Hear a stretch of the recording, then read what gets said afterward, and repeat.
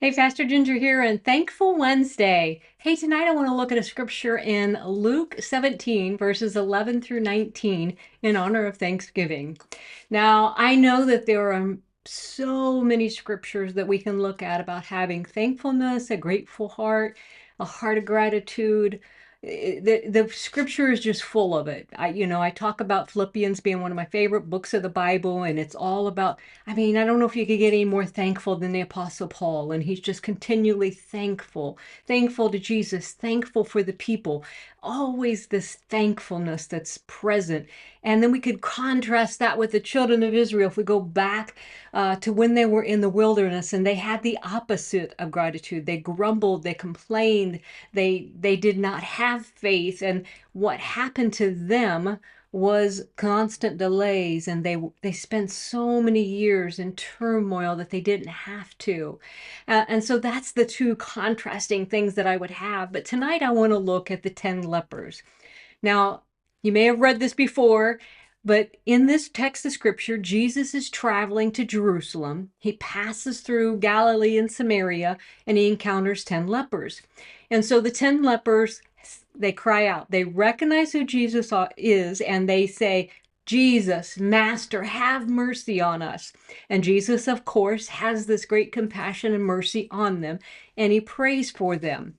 And now the scripture is very interesting, and there's so much here for the scripture that you could talk about with healing, because it's interesting. It says that as they went, in verse 14, as they went, they were healed. And you could say that that's a progressive, so instead of an instant healing, and there's a whole lot that we can look at with that. But the point is that as they went, it wasn't immediate. As they went, they were healed. And the scripture that they were cleansed, let me say that they were cleansed. And this is something that we talked about before in Matthew, that lepers are cleansed. There's healings that take place, but the lepers had to be cleansed, and they had a whole ritual that they had to be restored back into society. Lepers are completely separate from society. They are physically dying, but they are socially dying. And I would say even spiritually, there's just so much thing going on right there that impact much more than the physical that's going on. So they really needed this cleansing. They really desired it. And so scripture tells us that all 10, as they went, they were healed. They received a physical cleansing. One of them came back in worship and gratitude. Now, it says one of them that when he saw he was healed, and when we look at that Greek word, it means to be healed, cured, and it's used for physical restoration. So that's right on target, that he sees that he has this physical healing. Maybe he looked down and he's like, he could see that his hands were restored. He couldn't see his face, without a mirror, but he could see that these boils and this skin degeneration, his skin was coming back, soft like a baby's skin. I would say better than what it would have been, because that's who Jesus is. So he's thankful, and the one comes back, and here's the difference.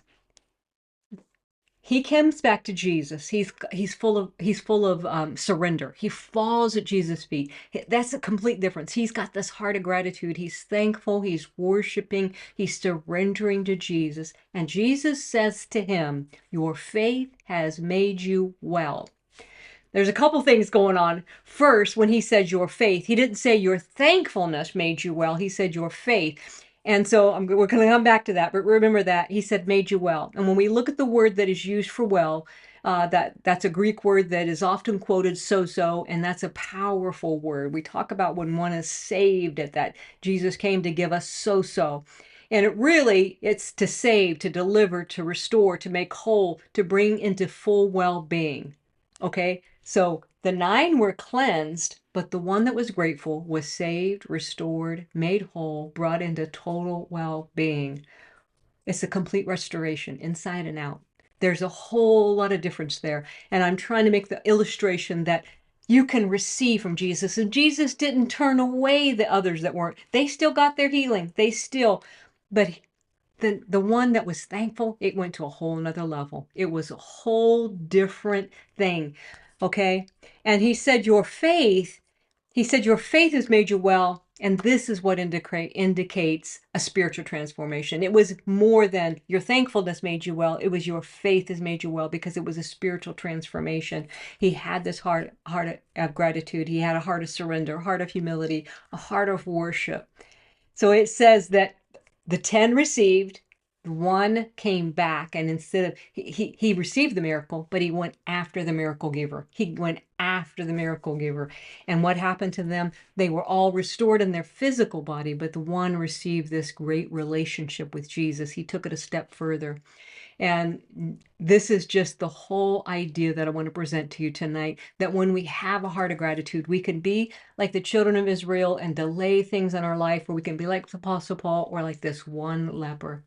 And we can have this we can have complete restoration.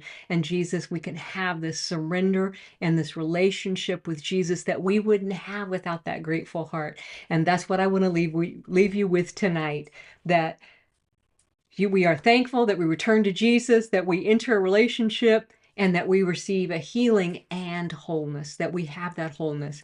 So I bless you, and I pray that you have a wonderful Thanksgiving, whether you're surrounded by family or you're getting that downtime and you're just enjoying time by yourself.